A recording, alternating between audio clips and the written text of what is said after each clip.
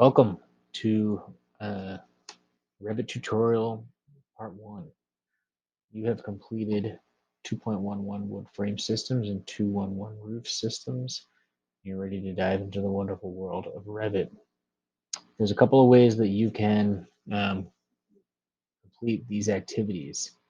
The first way is you can just follow along with your PLTW curriculum 213A, 213B, 213C, Part 1, Part 2, Part 3. It's all broken down for you step by step with screenshots and tutorial videos created by the PLTW curriculum. You could also use the PDF version that I've posted on Google Classroom. This is what I use to go step by step to create our green utility shed. And you can just follow along with me on these tutorial videos. But if you don't want to listen to my voice, I don't blame you. You can um, go freestyle and try to just follow the instructions to the best that you can.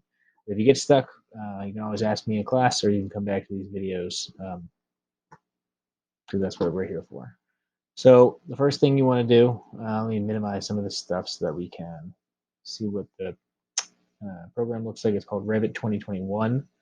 When you open it up, you might get prompted to renew the license, and you can just click that. I might talk about that in class, so let's not worry about that right now.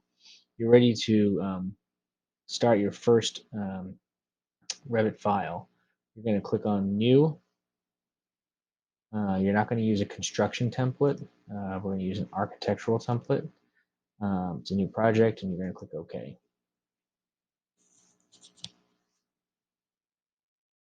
Let's get oriented to this space and this screen, because I'll be referring to the instructions will be referring to these different aspects of um, the software, and you want to know what these different things are called.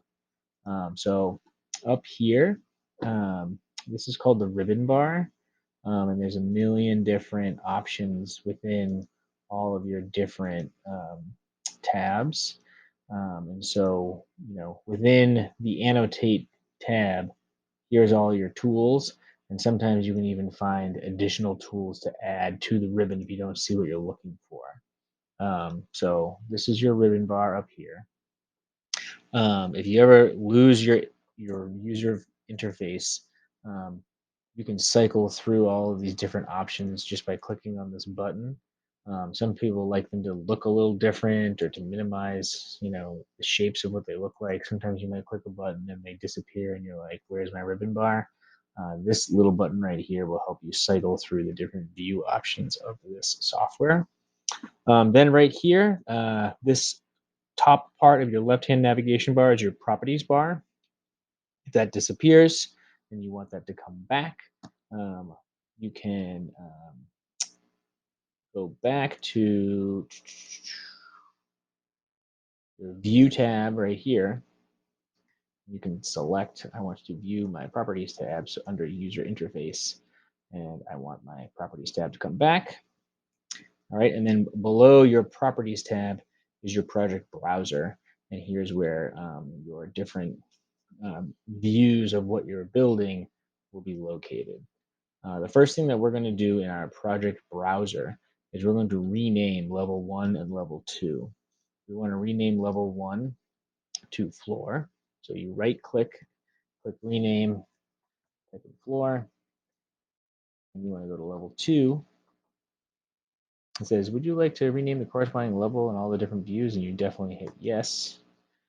And for level 2, we're going to call that roof. So I right click, hit rename, call that roof. I'm going to ask it the same thing. You can click that button, we're going to click yes. And we can double check that by clicking on our east elevation view and seeing that this is now called roof and floor. Okay. So now back on the floor tab, we're going to add our first set of walls. These boxes right here are kind of like your view windows for when you want to use like your east, north, south views, and you can move these closer or further away from whatever you're building. You can leave them right there for now, um, and you're going to draw something inside these 4 points. You're going to go to your architecture tab up in the ribbon bar and click on wall. Your curriculum will prompt you about all sorts of different ways to make your first set of walls. There's like three different methods. And also in these PDF instructions, it says, method one, method two, which way do you want to make your walls? I just like to um, use a 2-point rectangle. The different methods of making walls is up here. You can also change some of the parameters and some of the characteristics of your wall on this green bar that pops up because we're now using the wall tool. So I like to hit the rectangle method, and you just draw a little rectangle. It doesn't matter how big you make it, because we can always edit these dimensions, and that's what we're going to do next. Back on uh, our constraints. Okay, for this particular challenge, the utility shed must have the following attributes. It's got to be 12 by 16 foot footprint, and that's measured to the exterior edge of the wall, which we will adjust as we go. Right now, my shed walls are 52 feet by 28 feet, and I want to edit those. So what you can do is you just click on your dimension. I can change that to 16 and hit enter. And I'll click on this 28 and make that, I think it was 12. What did it say? Now I forget. 12. So it was in fact 12, but now that I'm back, I'm actually catching a mistake that I made, and this is something you need to be mindful of. We need to be measuring to the exterior wall, and by default, these dimension lines are measuring to the center of these walls. And if you click here, you can see that these leader lines measure straight through the center of that exterior wall. We don't want that. So the way you can fix that is you just click on this blue dot for your leader line, and it will move it to the interior, and then it will move it out to the exterior. And you can see that that has changed the dimension that I wanted it to be from 12 feet to 12 feet 8 inches. And that's because we're using an 8-inch generic wall. So we're adding 4 inches on either end. That's 12 feet 8 inches.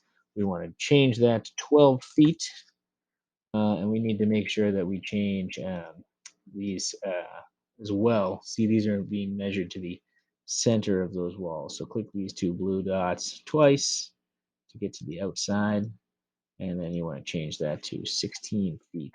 So we've got the proper dimensions for our shed. Okay, next step will be in the next video. This one's already, I think, 7 minutes long, so we're going to make this a little short.